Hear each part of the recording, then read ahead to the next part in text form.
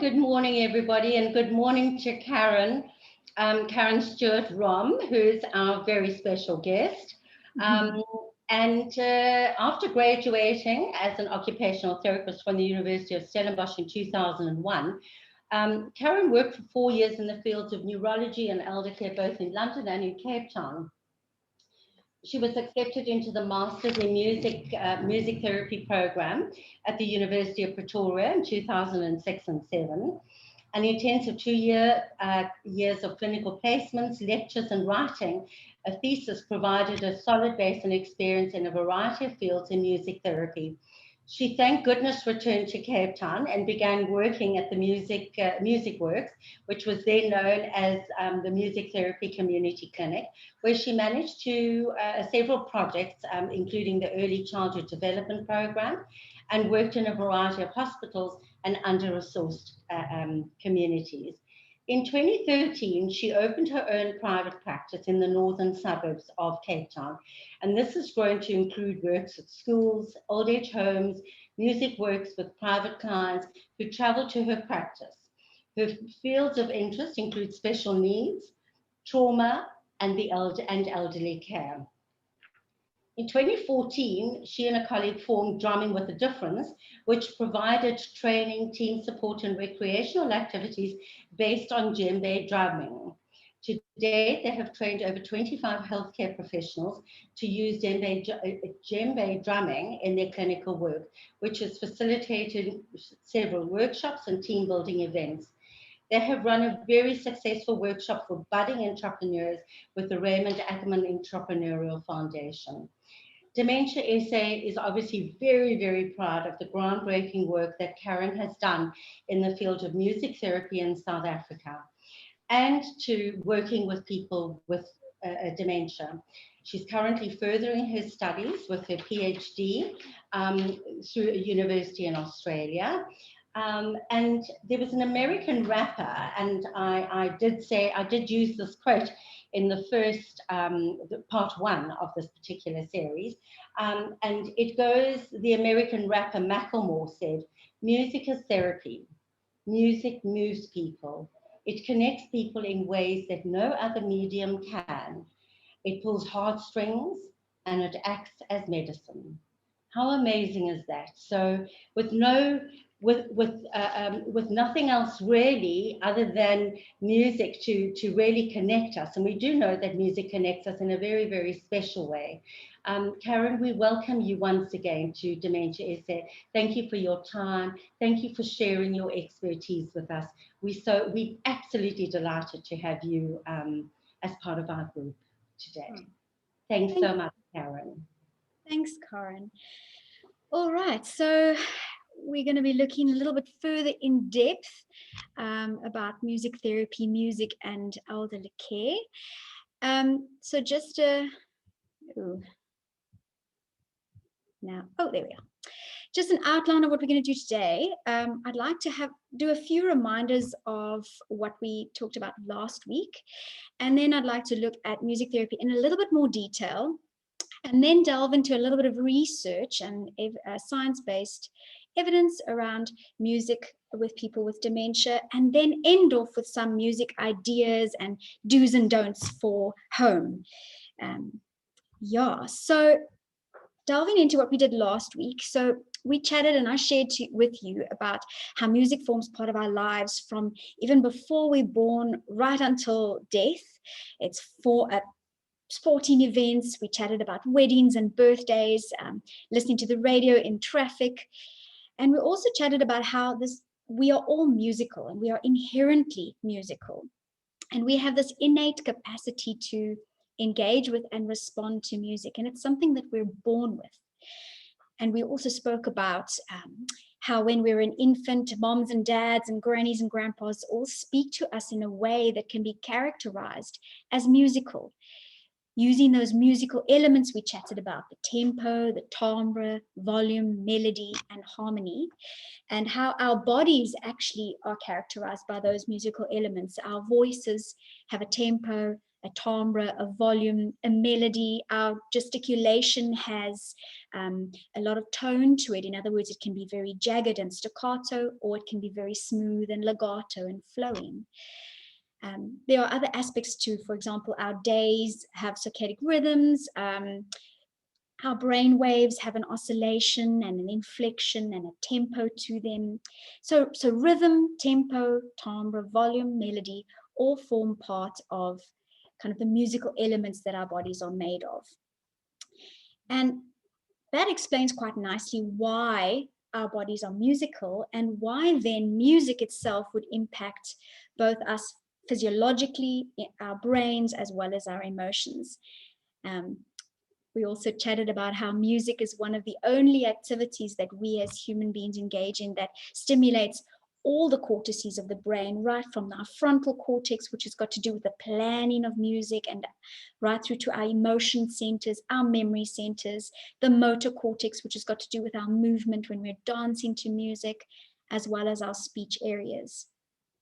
In terms of emotions, we chatted about how in the movies that music is used so powerfully to really make sure that we respond emotionally to what we are seeing visually. So the horror movie wouldn't be as horrific if it weren't for the scary music that comes with it. The romantic movie wouldn't be as romantic if it weren't for the soaring violins that portrayed this tender moment or the intimate moment that we are watching.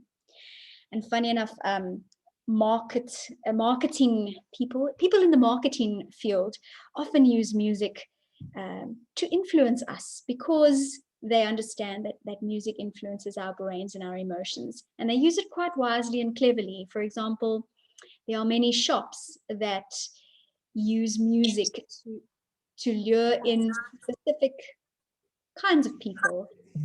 I always laugh. There's some shops that I go into, and the kind of music that they're playing just makes me want to walk right back out. And in adverts, they use music very wisely to help evoke an emotional response to the product that they're trying to sell us. And it's all because we respond to music innately, and music impacts us on so many levels. So we did speak briefly about music therapy in South Africa, but I wanted to delve into it a little bit more detail because it helps explain some of the research around music. So I mentioned last week, music therapy is a young profession in South Africa. You need a master's degree at the University of Pretoria. Once you've completed that master's degree, you need to be registered with the Health Professions Council of South Africa. That is compulsory, so we adhere to all the ethical regulations that they stipulate. And at the moment, there are 90 music therapists have been trained in South Africa. Doesn't mean that all are working as music therapists at the moment, but as you can see, 90 in our population of 40 million is not a lot, but we are hoping that it will grow and blossom. When I describe what music therapy is, I often find it really useful to describe what it isn't. I've had a lot of strange questions over the years with a lot of assumptions from people as to what they think music therapy is. I had a good giggle at this cartoon that's on your screen now, the Music Therapy Center at Placebo Domingo. I thought it was quite funny. But music therapy is not pressing play on a CD player. We know that music is therapeutic. We know that people respond to music in different ways. Anybody can press play on a CD player. They don't need a music therapist to do that. Music therapy is not education focused. So we don't necessarily want to teach someone how to play an instrument or how to sing well.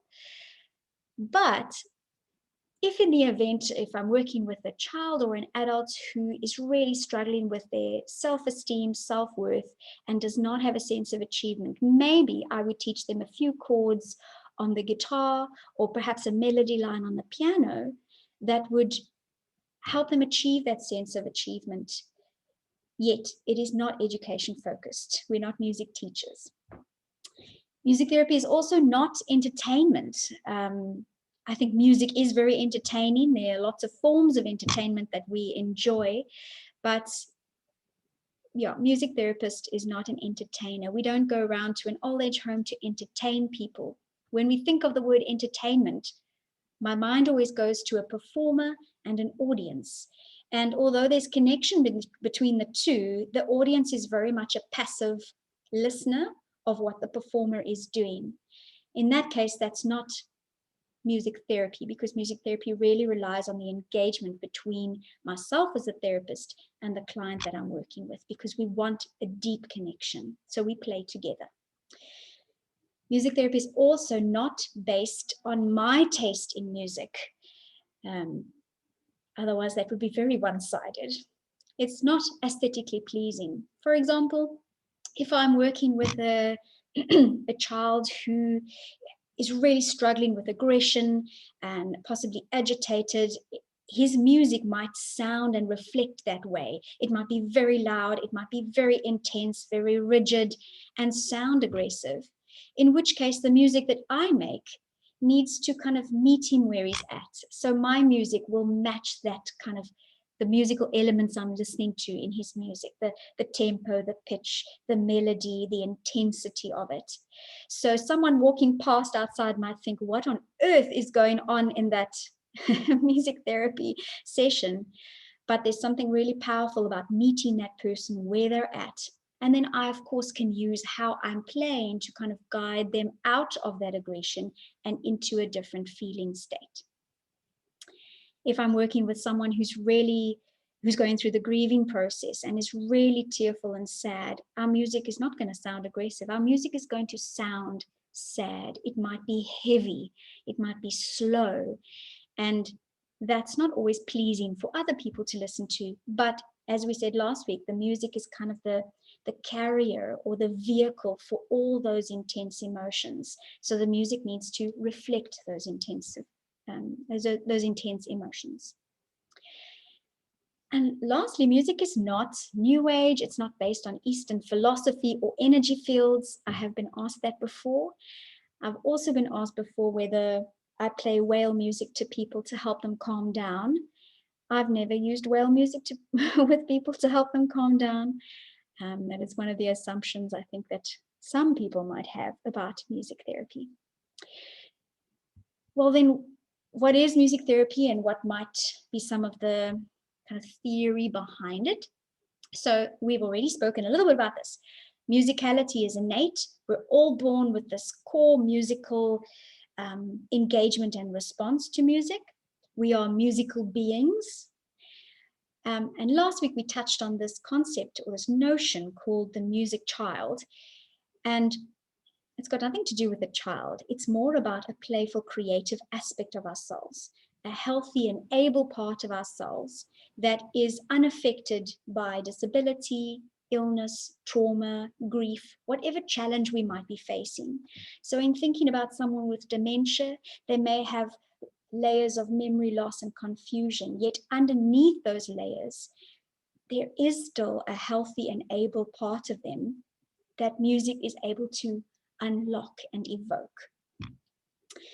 The music that we make reflects the client's relational, social, and emotional functioning. So a music therapist is concerned with what is this person's music communicating to me about them? What is the emotional state underlying this music? And then we work with that in the session. Music therapy is also very much akin to the mother-infant relationship. In other words, attuning and meeting and matching those needs that we hear underlying the music. All right.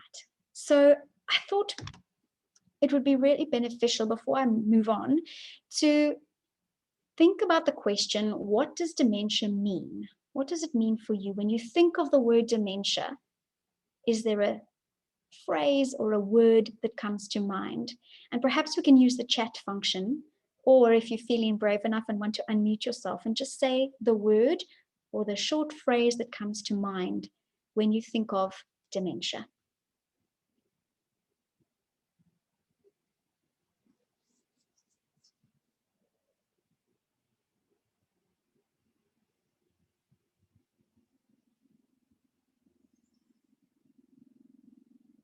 Loss of memory and basic functions, definitely.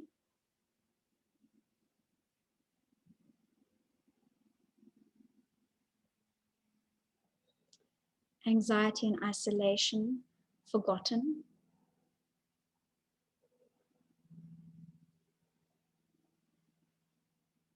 Lost. Okay. Feel free to continue writing in the chat if you'd like. I wrote down a kind of short list of words for myself. Let's see what one more person says. Unable. So here are some of the words that I can think of in my work with people with dementia. So there's something around confusion. There's frustration. If I can't communicate and I don't remember the right word to say, the person can feel very frustrated. But it's also frustrating, I suppose, for family members and people working with them, because sometimes we don't understand what this person is trying to communicate to us. There's a memory loss ranging from mild to severe. Sometimes that makes the frustration and the memory loss can make someone really argumentative. There's maybe high levels of anxiety. I also had the word lost there, lost in thought, lost in memory loss. Yeah, there's a lot of loss around dementia, loss of physical capabilities, loss of mental capabilities, loss of control, because people are now doing everything for me and I want to try things myself, but sometimes it doesn't always work out. Sometimes there's a feeling of helplessness, and I think that's with a person with dementia, but also family members and carers, caregivers of those with dementia. There's sometimes a helpless feeling that can come over us. And there's disconnection, which someone also mentioned. So in keeping that in our heads a little bit, I wanted to mention some of the music therapy goals that we strive for in music therapy, specifically with someone with dementia. And these have to do with aspects of music therapy, but also music in general can have some of these repercussions or these responses as well. So if I think of the physical well-being of a person with dementia, as we heard last week in terms of our bodies, music has an impact on our heart rate, our blood pressure. Music and music therapy is a neural and sensory stimulation source. It can help decrease anxiety, and it can also help alleviate pain, but also help the person cope with pain if there is any.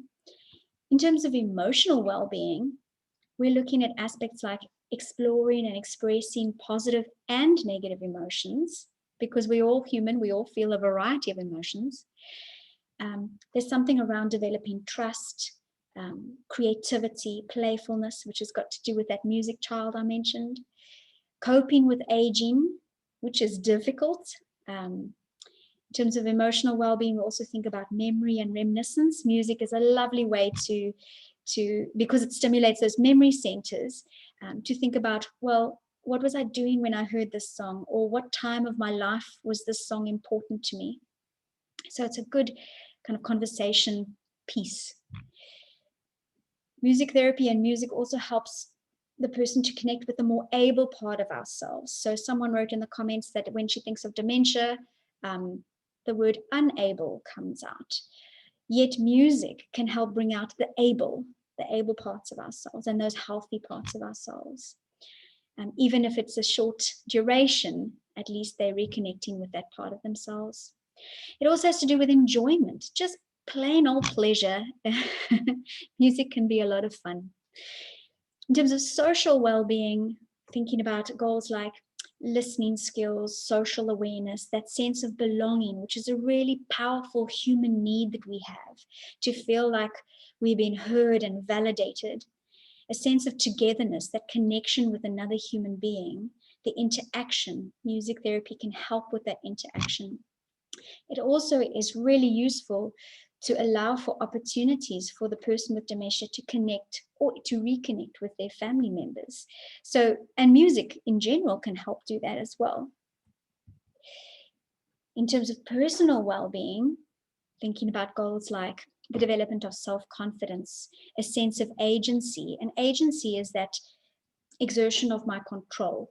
So not my control, the person with dementia's control. So if we think about some of the words that we had when someone has dementia, we said loss of control, we felt lost. So that sense of agency is something that a music therapist can help draw on during a music therapy session. Also promoting those feelings of feeling useful and having a purpose, an identity, stimulating their independence and a sense of mastery and control is something that we aim for during our sessions.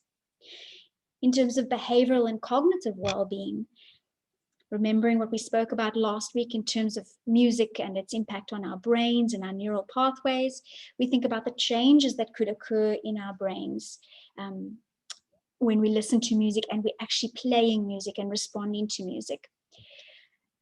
It's a way of channeling energy, especially if there's someone who's really energetic, a lot of walking, a lot of fast talking, a high level of anxiety maybe. Music and music therapy can really help channel that into an activity. It also can help with concentration and attention, with perceptual skills like motor and visual planning because it impacts the motor cortex, with coordination, with language and speech, as well as with motivation. Often we find that someone with dementia is not always motivated to get up or to participate in anything. But music, because we respond so inherently to it, and it's such an integral part of our lives, we find that music, and therefore music therapy, is a very motivating aspect, has a very motivating aspect. Just in terms of language and speech,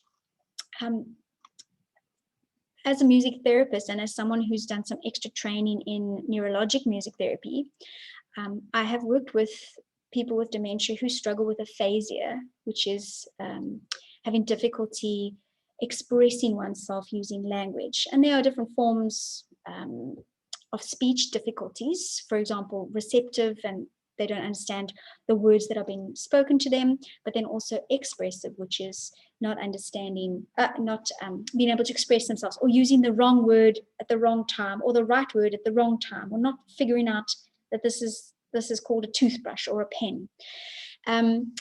And in doing so, there's a really lovely technique in music therapy that helps regain that speech and support that speech by using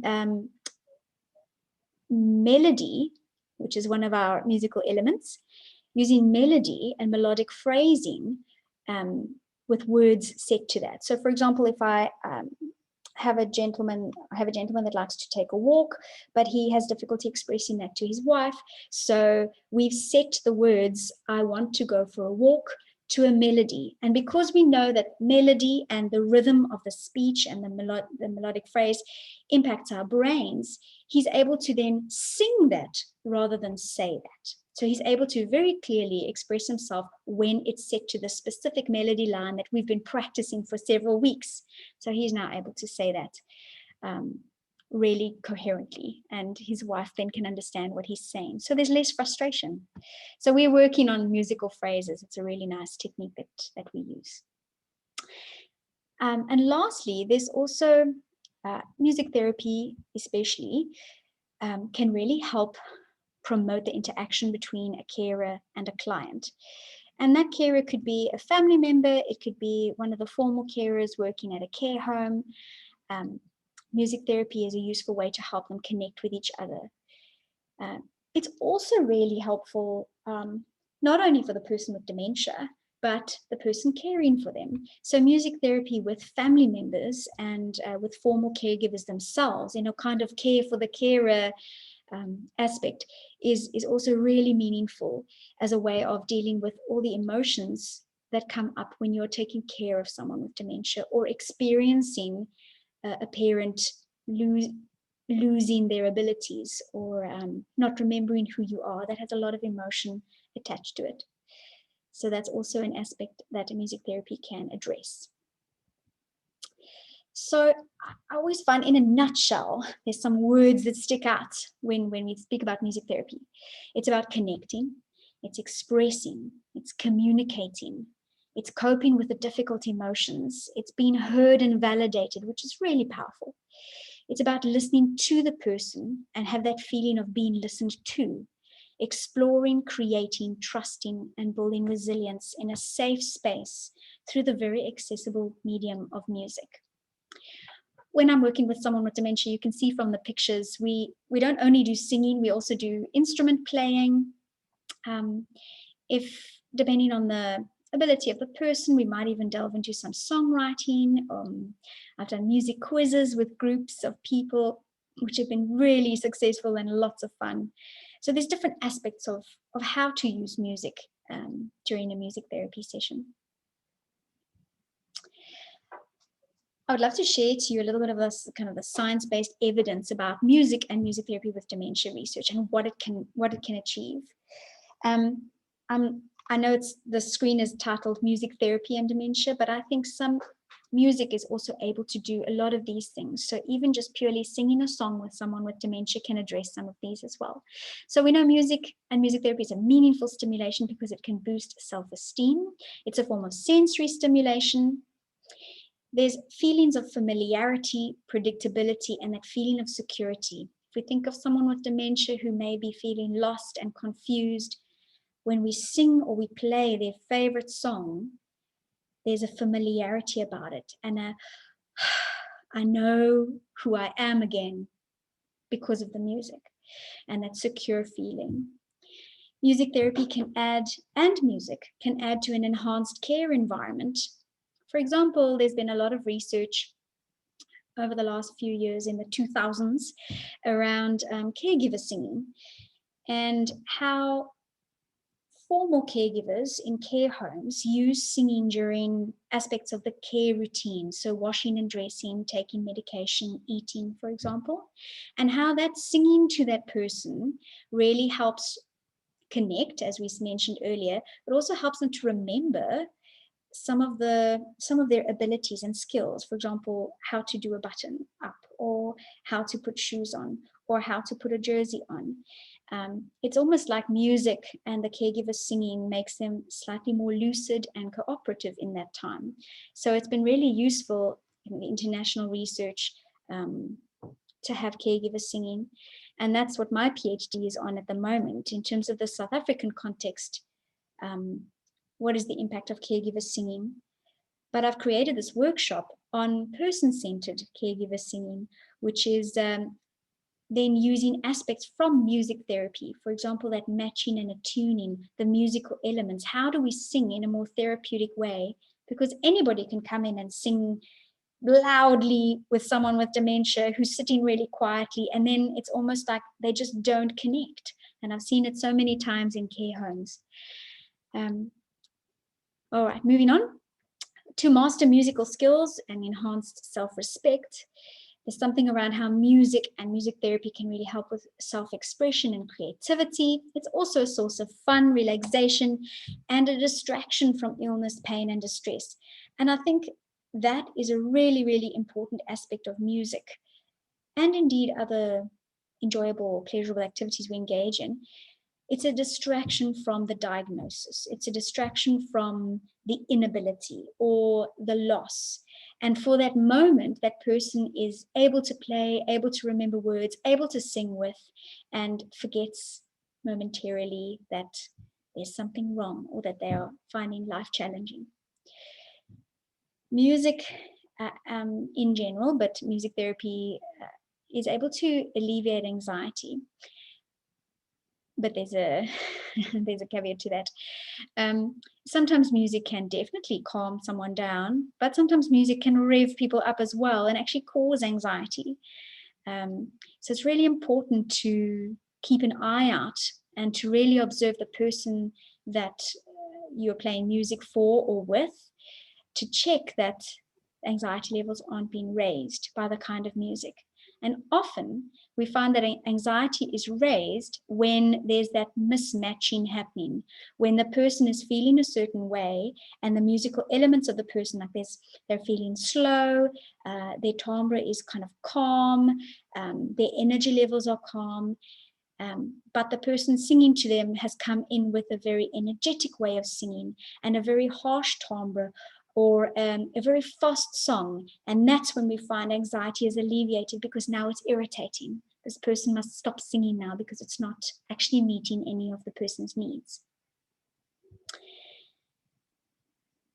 We spoke about how the loss of control when someone has dementia. So an important aspect of music therapy is to allow for a sense of control and an assertion of own will or desire. And that's important. So, for example, if I'm working with someone and I can see that their bodies are starting to respond and they're tapping or they're clapping or they're moving their bodies, I try to match my music and the tempo then of my music to what I see their tempo is.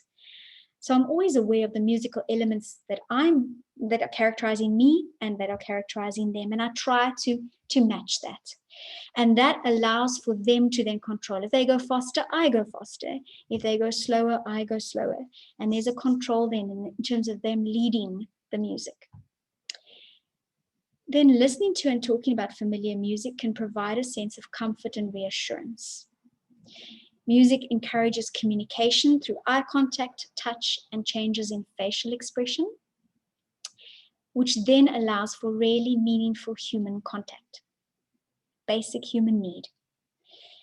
Singing, both active singing, in other words, the person is singing themselves, or receptive, in other words, listening to someone else singing, has a positive effect on social behaviors, for example, aggression and agitation, as well as cognitive functioning, especially when you pair that with rhythm, movement, and playing instruments, whether it's tapping fingers on a table or tapping, clapping, having a shaker in the hand or playing a tambourine or dancing to music. That's got a really, really powerful effect on especially cognitive functioning. That's where we see the caregivers singing having an impact on their ability to remember how to dress themselves. Which is really amazing to see. Then lastly, the music therapy has been kind of purported to be an effective non-pharmacological intervention. So there's a lot of studies internationally about how when engaged in regular music therapy, an elderly person with dementia does not need as much medication. In other words, medication that might help calm them down if they are specifically an anxious person, or the levels of agitation and the distressed behaviors are quite high. And music therapy and regular music therapy helps alleviate some of that, so therefore they don't need as much medication. There's a lot of a lot of theory around it. So I thought maybe we could move on, and this is my last slide. We've gone through it quite quickly, but I'd like to leave some sufficient time at the end for chatting and for comments and questions about all of this. So ideas for home. All very well to have the theory knowledge, but how do we apply this at home? So first of all, and we chatted briefly about it last week, is preferred music. A lot of international research and national research has been done around the kinds of music to play and to sing to someone with dementia. And hands down, the most significant impact has been preferred music. So favorite artists, favorite styles, favorite songs work the best.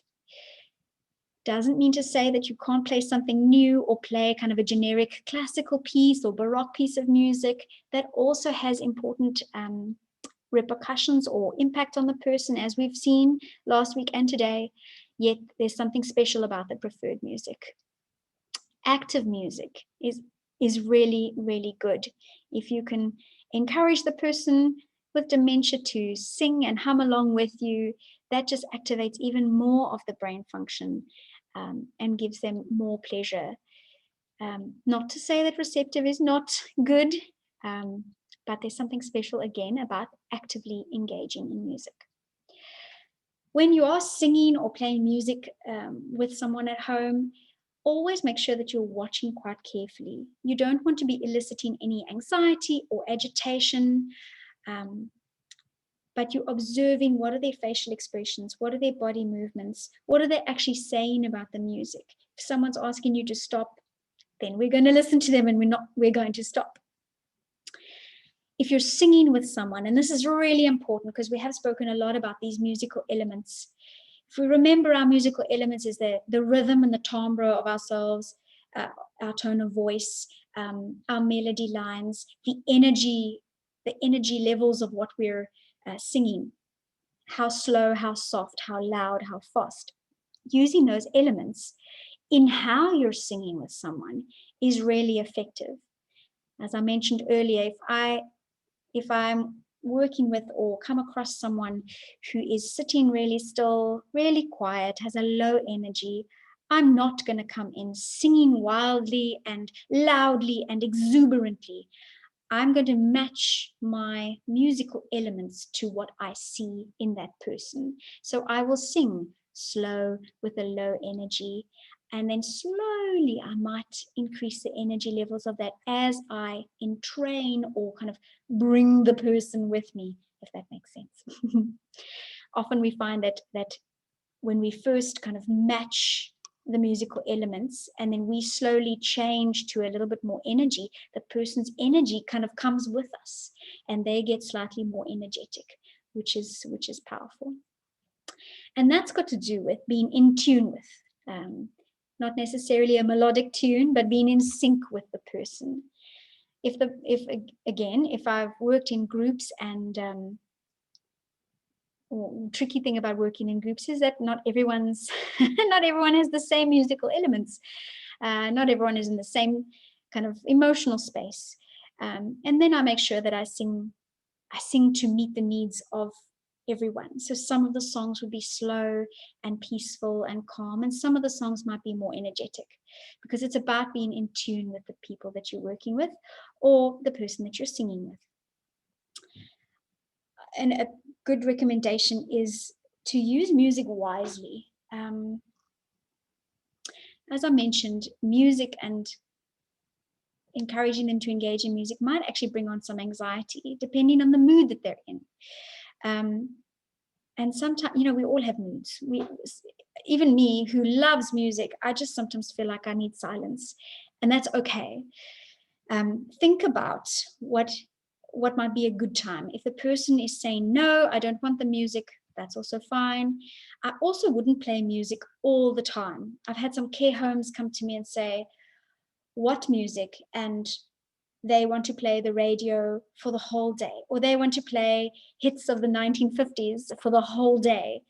And I always say to them, if you had to listen to the same music over and over the whole day, you would tune it out. It would become white noise to you. And there goes all the benefits of the music. So if you're at home, I wouldn't necessarily play music all the time. I would also use a variety of music. If you are using a CD player or iTunes or whatever the source of your music is, I would use a variety, but I would also observe the person and check whether they are enjoying the music or not, which sounds simplistic, but I do often come across care homes that are playing music all the time, and unshame, poor half the people are sitting there with their fingers in their ears because it's too loud, or it's the same song over and over again, and it's really not enjoyable. When you are singing with someone with dementia, because that music or those songs impact our emotion centers and have such a powerful impact on our emotions in general, be prepared for different kinds of emotional responses. We're all, I think all of us like to see everybody smiling and being happy, but that doesn't happen all the time, and it doesn't have to happen all the time. Sometimes a sad response is still a connection with someone's emotions, and sometimes a song can bring up that sad memory that they might have, and that's actually also really good. It's as good as the happy memory, or it's as good as the happy, positive change in mood, because you can then sit with them and you can talk about it, or if appropriate, and sit with them and say, I can see you feeling really sad. And then, as I mentioned earlier, maybe the next song could be a little bit less sad or slightly more energetic, and that's how you can kind of pull the person maybe out of that sadness. And then lastly, don't force. Again, I've seen people individually and in groups at old age homes. So family members have often come to me and said their loved one with dementia is at a certain care home. Can we do some weekly music therapy sessions with them? And when I've been doing that, in some instances, a former caregiver would walk past and then notice that we're singing really softly, but it doesn't fit in with her or his perception of what music should do. Music should make you happy, is the assumption. And then they come past and they start clapping really loudly, and then the person just does not respond well to that. So, and they want to say, sing, you must sing with her. But again, that's forcing, and that's not something that as a music therapist fits well with me. So don't force. If they are just happy to listen and close their eyes and focus on your voice or the music that's there, that's also therapeutic. So don't force. And on that note, that brings me to the end of what I would like to share with you today. So I would love to open up the floor to any questions or comments, either on the chat or in the video. Not video, or on your voice. Happy to take some questions or comments.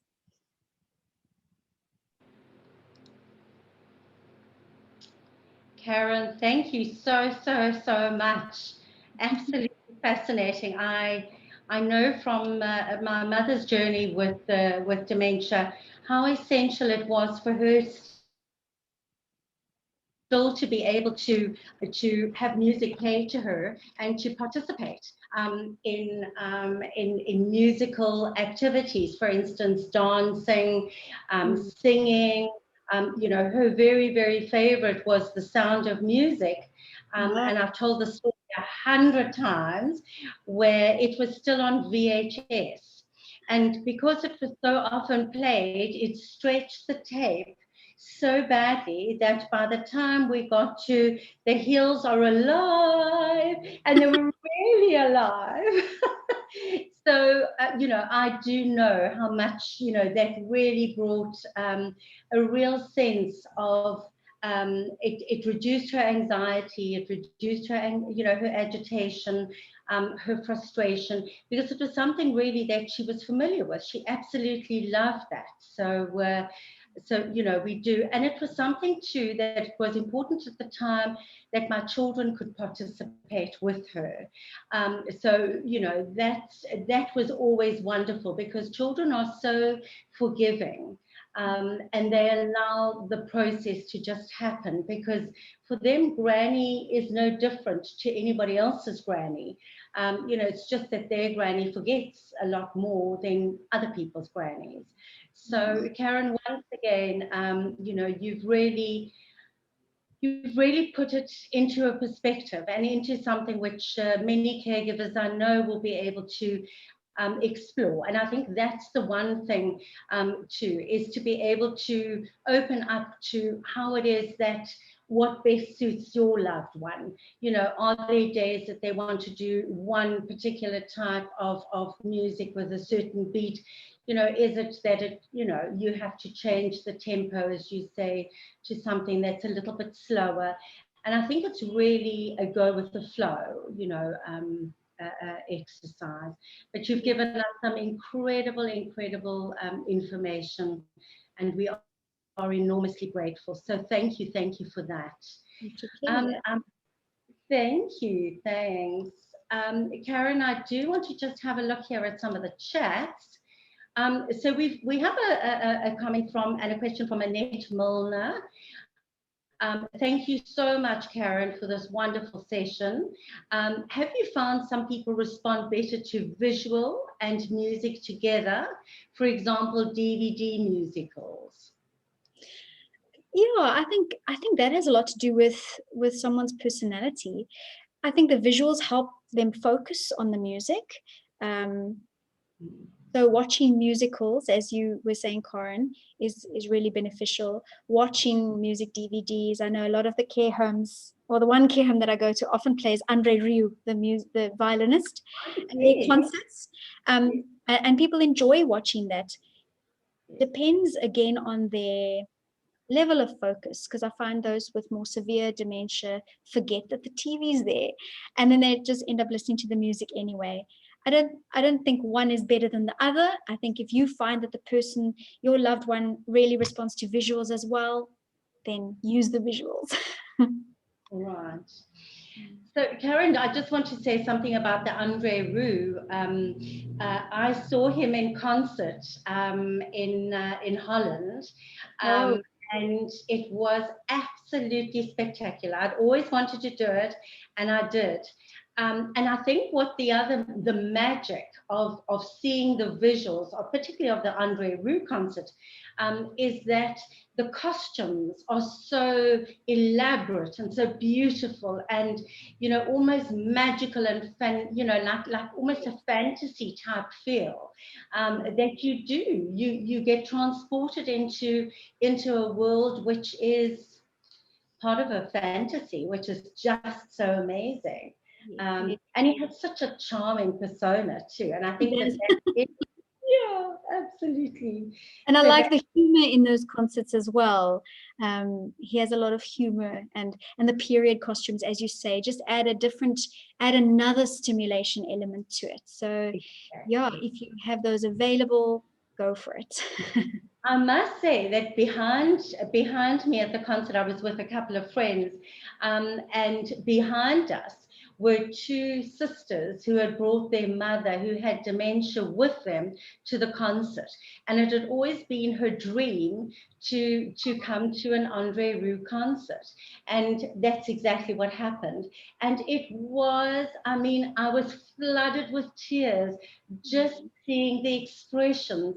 And at times he encourages the audience to go into the enormous aisles that they have in the various blocks, and he dances with them. And I still get goosebumps even thinking about that. So it was wonderful, wonderful, wonderful seeing that. So yes, absolutely. Kathy, hi.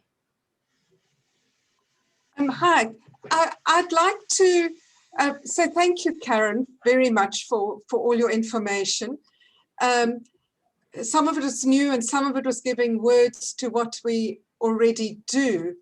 But I having worked with a group in a care home that was didn't have the money for a music therapist or anything like that, I just would like to encourage people to put into practice some of what Karen has been talking to us about. I found that particularly getting to know the members in the group well, because Karen's spoken a lot about sensitivity, so that you start understanding what music they like and what music they don't like. And in some ways, you become a little bit like a conductor with this group in front of you. And you've got to get in tune with your group. When someone's getting distressed, you can leave them in it for a little while, or you can take them out with a different sort of music. A lot of people say that they don't know where to start, and I found getting a CD or something like that wasn't useful. What I did was I bought it's called a bazooka, but basically it is a speaker. Yes. And I got onto my son's YouTube music. You can get one so that he pays for his 99 Rand a month, and I also download my music, and then put together specific playlists that I was going to use in the group. But you can't just play a playlist from beginning to end. And that's why YouTube music is so good, because if you've downloaded the music in your playlist, you can even start playing one and then realizing it's not connecting, and you quieten it down. Or I found I didn't say, do you remember this one? I'd say, now, let's see, do we know this one? and seeing what people's response was. So it's I found it incredibly useful. I did do some gentle exercise first, all to old music, because that got the brain going. And they got some oxygen to the brain, and then got going with it again. So, you know, I just want to encourage people to try it, but you've got to be in the space. You can't be like putting the music on and then going out and come back and say, oh, are you enjoying this? Because it's a relating to each person in the group. Yes, thanks, Kathy. Those are very wise words. One of the things that helped me connect with the people in the group is doing a hello song and a goodbye song.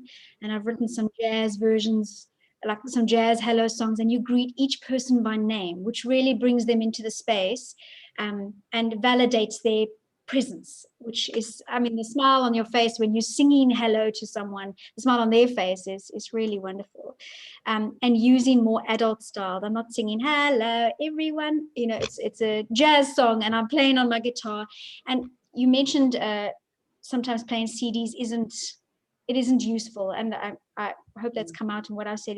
Sometimes it isn't useful, and why I find it not useful is not only does that music or that CD not maybe match the energy levels, but also a lot of the songs are too fast.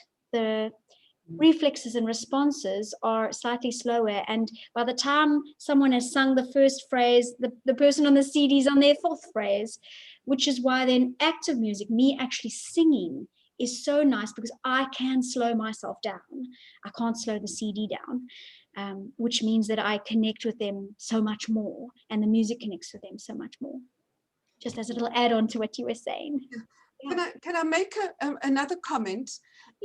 Only recently I found a group in the UK who called Music for Dementia, and they actually have a radio station, inverted commas, so that if you've got internet, you can even sort of dial into that station, and it will play music of the 30s or music of the 40s. So you can select out that a bit, and you're not getting the same CD played all the time. You know, some repetition is nice. And my exercise class, I tend to do to the same music because it gets them focused and that sort of thing. But if you've heard the same CD 5 times in one day, let alone every day, you know, it would drive anybody mad. Yes, I wouldn't want that. Definitely not. Yeah, I like the variety that radio station offers. And also the variety is so nice because if it is for a group or if it is on a ward or in a care home, then there are so many different kinds of likes and dislikes that if you're playing one CD, I don't think it's going to meet too many people's needs, or if you're only playing one artist. Whereas something like that radio station plays a variety. So sometimes I will connect with that song and then the next song I won't connect with, but I've had that experience of connection. So that's helpful. Right. I just want to mention, Kathy, you raised some very interesting things, and I think we'll share the link for Music for Dementia, or you know, later on the WhatsApp group, because I think it's a wonderful, wonderful resource. I think the other thing about music and music therapies and musical likes and dislikes is it's important to let if the person, your loved one, is in a residential care facility, it's important to kind of have that as part of the care plan. You know, there's nothing worse than being played. Say, for example, somebody absolutely hates country and Western music, but, you know, it's played repeatedly because the nursing sisters like it, or, you know, whatever. So I think that it's important to share as much of that kind of information, personal information, that could certainly add value. Oh, I definitely agree. I think there's a notion called person-centered care. Right. that is a very, very powerful approach to people working with people with dementia. And part of that is creating a positive social environment, but part of that is treating them as an individual with individual preferences, etc. So what I've often suggested to care homes is part of your, what do you call it, admissions, general information is to ask family members, what are these what is the person's musical preferences, favorite songs, favorite artists, etc. That forms such a part of their environment, their enhanced care environment. It can be something that the caregivers can sing with them if they know it, and be aware of. And if they don't ask you that question, then please offer that information to them and make sure. I know some care homes have a little thing on the door for each person, which helps the caregivers know where they're from and what their family was like, and that information is often available. But I find I don't see music information on there. What is my favorite song? I like country and western. I do not like country and western. Anything like that would be so helpful to help individualize the care to the person. Right. So Karen, I just want to share a comment that Lynn has made in the chat. But before I do that, I just want to make have two remarks. The first is that the movie Alive Inside is something that I think people can Google and see whether it's available somewhere. We have a copy of it in the in our Dementia Essay library, but that's a very, very, very interesting, movie. And then the other thing is that we will share, so we'll share the information of that, and we'll share the information of the dementia radio. So that we'll do. But just getting to Lynn's comment in the chat,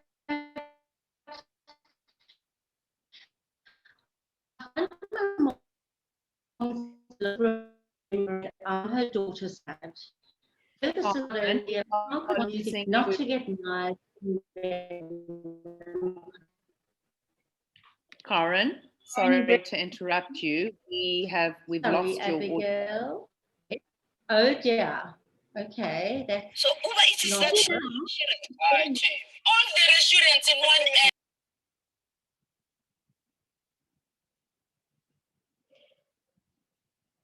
Karen, do you want to try again? We're a bit clearer, but you're on mute now. Oh, there we go. Okay, so is this better? Yeah. Can you hear me? Okay. Lynn has made the comment, I find my mom's loss of remembering that I'm her daughter so sad. I know this is not about me, only about me, but how could one use music to alleviate that heartache, not to get mired in melancholy? It is very sad to have that happen. I think, again, it'll be beneficial to use music by yourself, but if I had to say, like, having a music therapist to do some songwriting with you to express that, it's about expressing that and not keeping it all bottled up inside. It's about having a forum, for example, this forum, to speak about it. And in terms of music, if you're feeling and having a sad moment, then play and feel sad in some sad music, whatever. I don't know what music you find it, helps you with that sad emotion. I think choose music like that. If you find that you're frustrated with your sad moment, then I would choose music that you know cheers you up, whatever your favorite energetic music is. But I would also, and I don't know how to do this without a music therapist, but if you had to come and see me, I would be doing some songwriting with you to help express some of that. A song about your loved one, a song about how you're feeling, a song about what you wish would happen, what has happened. And so it's just a way to use music and active music making to support some of those feelings and to help express them and cope with them. In terms of your own music, as I said, I mean, that is a personal preference. But listening to sad music sometimes helps contain those sadness. I would then, while you're listening to music, another thing you could do is maybe keep a journal with all those feelings and play that music to support you while you're writing in your journal. Or if you enjoy drawing or any kind of art, then I would use some music to support you while you're doing that art, which then would express those emotions. If you feel like you would like to try and write a song about it, that's also amazing. You could take a song that you know, but change the words to it. Or you could write a completely new one, or a poem, and have a musician friend of you set that to music. And you need to be part of that process, so you can tell him or her what kind of music feel, what kind of rhythm, what kind of timbre, what kind of energy needs to be in that song. A couple of ideas, but I'm happy to answer. Thank you so much.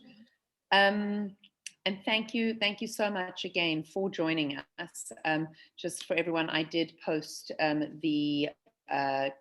the trailer for Alive Inside that Karen spoke about, as well as a link to the Dementia Radio. I've posted those in the chat sections of this. Karen, thank you so much. Karen Barakovitz, I don't know if you want to say something before we stop the recording, but a huge, huge, huge amount of gratitude, Karen Stewart-Rom. We really, really, really do appreciate it. It's a pleasure. Thank you so much for listening.